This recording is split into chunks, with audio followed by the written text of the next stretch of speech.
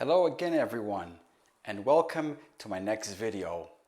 In my last video linked below, I explained that Aguna is a word that has been mischaracterized by many rabbis, and yet none have been so egregious in this regard as ORA, the Organization for the Resolution of Agunot. This group uses the term Aguna as its battle cry and call to action. As I explained in my previous video, the term Aguna connotes a victim, and whenever you have a victim, then you must have a perpetrator. You can readily see from their website and Facebook page that ORA has weaponized this term like no other. It is why they conduct rallies to shame men, posting their photos on their website, and will use all forms of coercion to bully men into issuing a get without due process. Once again, I can point to my own case to illustrate how ORA does not research facts, but instead will shame and attack the credibility of any man who is not given a get on demand. That's because ORA's definition of an Aguna is exactly that: any woman who doesn't receive a get on demand. This is evident in my case, where, as I've said before, I have followed halacha 100% and Lana has not, and yet ORA still attacked and shamed me for 15 years. Ironically though, I have recently been removed from their website's recalcitrant husbands list. The reason for this seems to be because they know deep inside that they have lied to the public about my case, and displaying my information will only prove how fraudulent they are and how ignorant they are of halacha. Still, that doesn't stop them from rallying in front of my home or place of work in an act of cynical defiance to the truth and to the Torah. In fact, approximately 8 such rallies have been staged against me by them over the past 15 years. They will even rally at a wedding of a relative or at a shiva to shame or coerce family members into pressuring a man to issue a get. Part of the reason that I started this channel is to make you aware of their lies, distortions, and abuse. ORA claims that get refusal is a form of domestic abuse. But make no mistake, ORA themselves are the biggest perpetrators of abuse by promoting lies and undue strife amongst our people. Their actions result in get meusa, which results in invalid or puzzle gittin, as I've explained in my previous videos.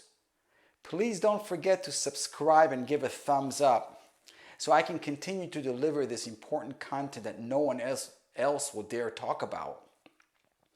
Now, when these women go and remarry after obtaining such a fraudulent get, their relationships are deemed adulterous by the Torah and violates the aver of Ashes Ish and produces mamzerim in the process.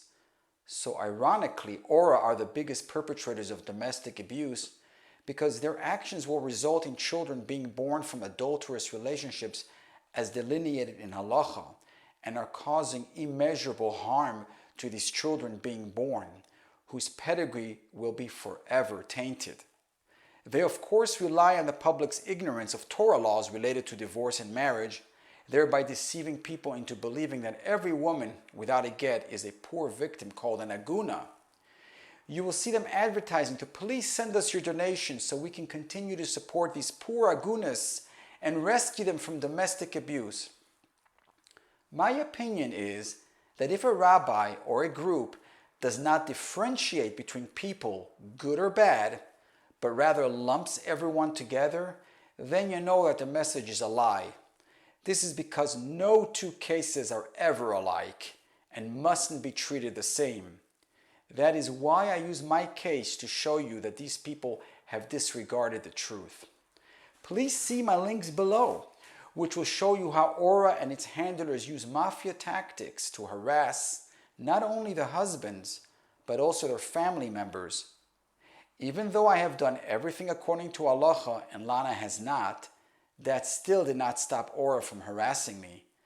So let me ask you, why indeed does ORA operate in such a way where all men are guilty of domestic abuse if they haven't given a get immediately? The answer is that behind the social justice facade, ORA is simply another feminist organization that can only raise money if they can convince the unsuspecting public that they help victims of domestic abuse. Just like the rabbis who operate a lucrative get-writing business, ORA has found its racket tapping into public money allocated to help the victims of domestic abuse. This is all a sham, as ORA and its supporters are actually the real abusers who distort the Torah as they manage to invent halacha out of thin air. I will illustrate to you now several points that refute the ORA doctrine. The first thing you should know is that a get has traditionally been unilateral, in that only a husband can issue a get to his wife, and indeed, many years ago, a man could forcibly divorce his wife. Then along comes Rabbeinu Gershom and decrees that a man must receive his wife's consent to divorce. Rabbeinu Gershom's decree did not come to take away a man's rights, but only to add the woman's consent. Fast forward 1,000 years, and comes ORA with the rabbinic advisor Herschel Schachter and decides to turn the mitzvah of divorce on its head and make it forcible against a man. So here we have this mitzvah that initially allowed a man to divorce his wife against her will. That changed to a mitzvah of mutual consent. That changed once again to one that stripped the man of any choice. According to ORA, he must give the woman a get under any circumstances as she desires. This, my friends, is pure heresy. See the links below from Rishonim, Achronim, and Gemara that prove that get coercion is against halacha. Furthermore, there are 2 Rambams and 1 Noda B'Yehuda linked below that present 3 scenarios that I can assure you, if they happen today, that ORA would have rendered those men abusers for not issuing a get, and yet these great sages rule differently.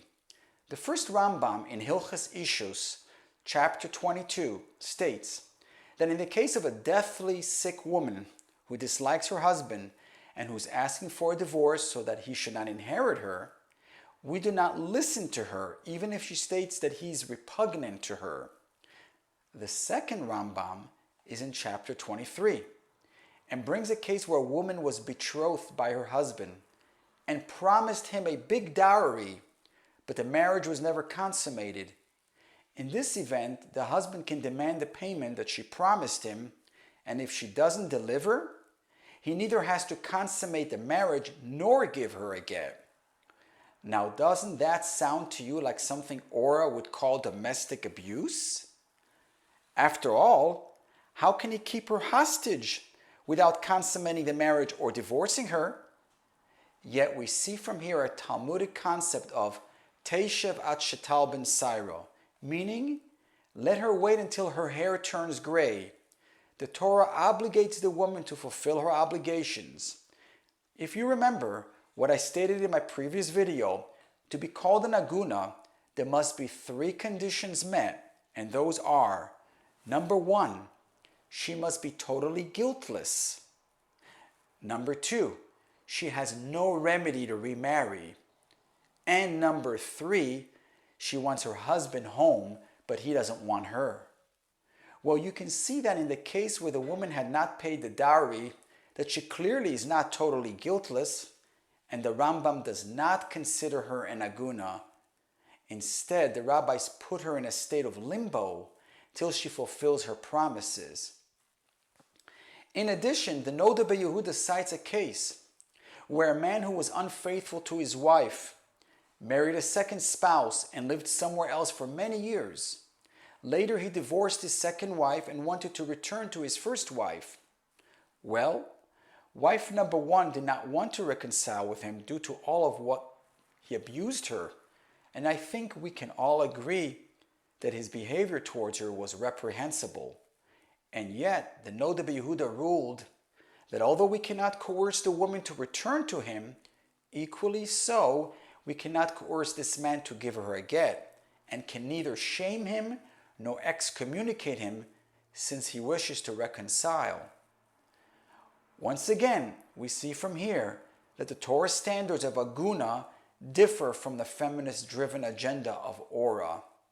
There is no question in my mind that if these three scenarios would have presented themselves today, ORA and the rabbinic advisors would have dictated public shaming, excommunications, and other means against their husbands.